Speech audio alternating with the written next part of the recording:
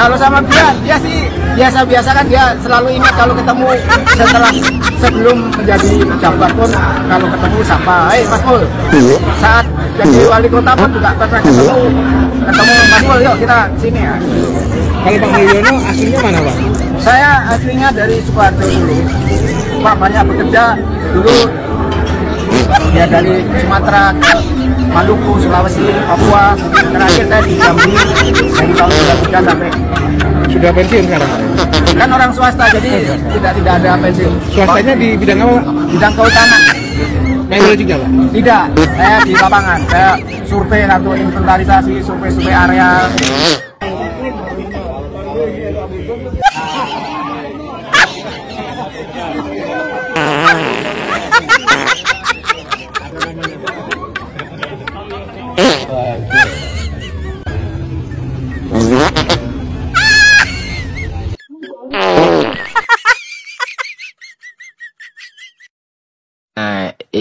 Ini parah nih.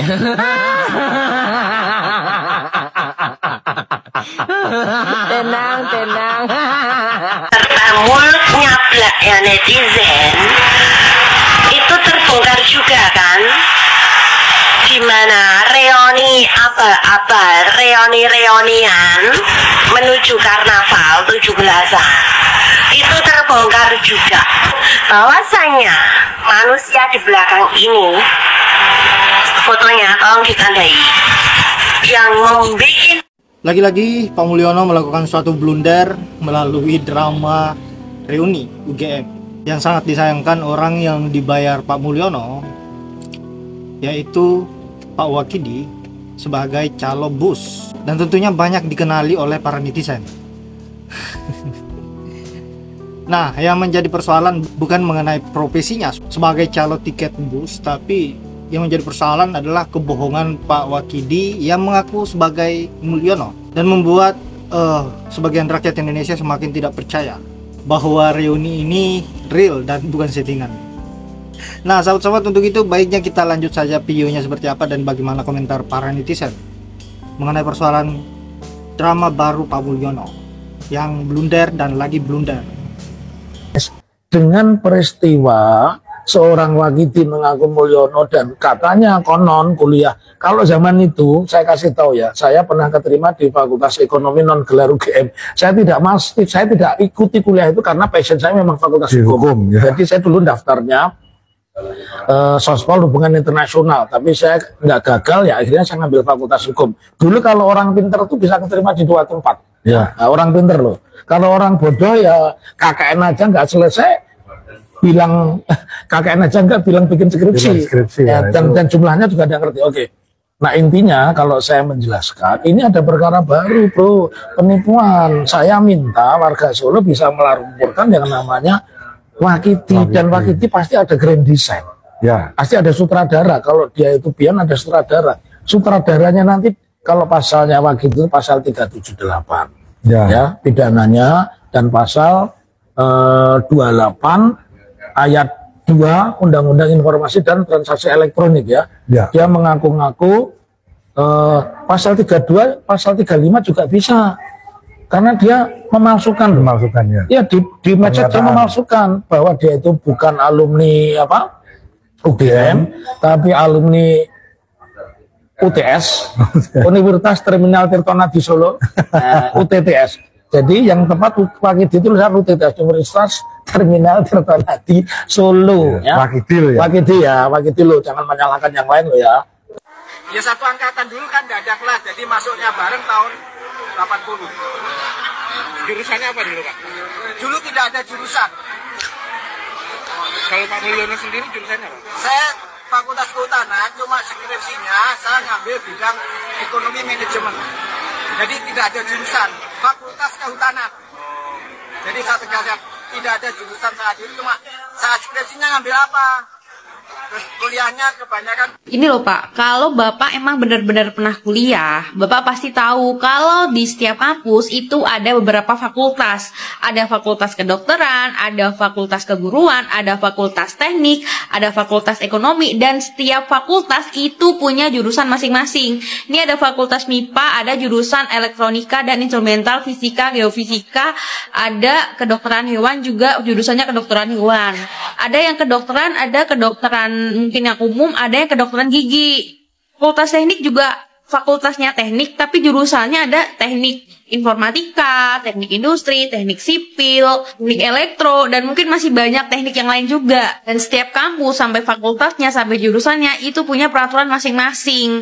Dan rata-rata kalau mau ngambil skripsi, kalau emang dasar jurusannya dari fakultas kehutanan, itu ya harusnya berdasarkan dengan kehutanan, apa yang dipelajari, apa yang jadi masalah yang diambil buat skripsi, itu juga berhasilnya berasal dari hutan juga, bukan ngambil dari ekonomi gitu. Masalahnya apa? Korelasinya apa? Ngambil masalah kayu dan harga jual kayu gitu. Ternyata kayu yang ini jenisnya bisa dijual dengan harga tinggi, bisa buat diekspor. Itu bisa jadi masalah juga dan bisa dijadikan skripsi. Ini nggak ada masalahnya.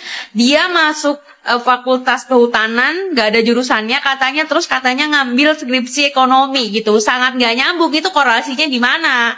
Dari ekspresinya, dari cara dia ngomong tuh kayaknya bapak ini tuh emang dibayar deh. Ya nggak sih, menurut kalian gimana? Semuanya tuh settingan.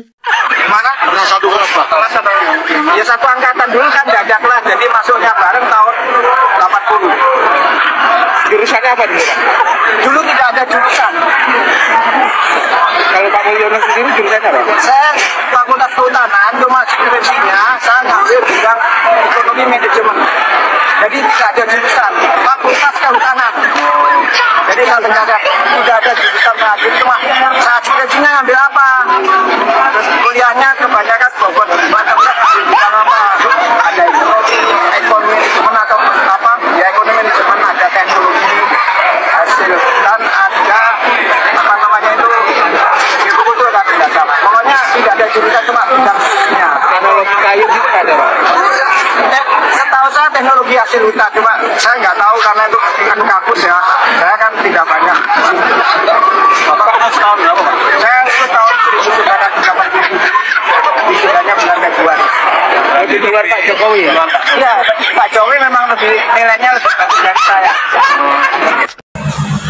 Emang boleh? Emang boleh begitu? Kemarin tiba-tiba ada reuni mendadak angkatan tahun 80 UGM dan Pak Jokowi ikut hadir di acara reuni dadakan tersebut. Dan menarik sekali dari acara yang dilakukan entah oleh siapa, tapi intinya ini adalah reuni Fakultas Kehutanan katanya, dan Pak Jokowi hadir menggunakan kemeja putih. Unik gitu. Ya karena reuni 212 aja itu dress code-nya sama gitu. Kalau putih-putih semua. Ini reuni UGM yang kampusnya jelas-jelas ada. Yang lain pakai baju biru, Pak Jokowi sendiri pakai kemeja putih. Ya, tapi memang Pak Jokowi itu kemana-mana pakai kemeja putih. Jangankan acara reuni, ke pantai aja pakai kemeja putih. Cuma kan ini menjadi kayak gak nyambung gitu. Reuni itu kan soal nostalgia, soal kebersamaan yang dalam tanda kutip ya kesetaraan gitu ya. Tapi Pak Jokowi tetap pakai baju putih. Gitu. Ini kan kemungkinannya dua nih. Yang pertama, entah Pak Jokowi itu sebenarnya memang bukan alumni gitu ya.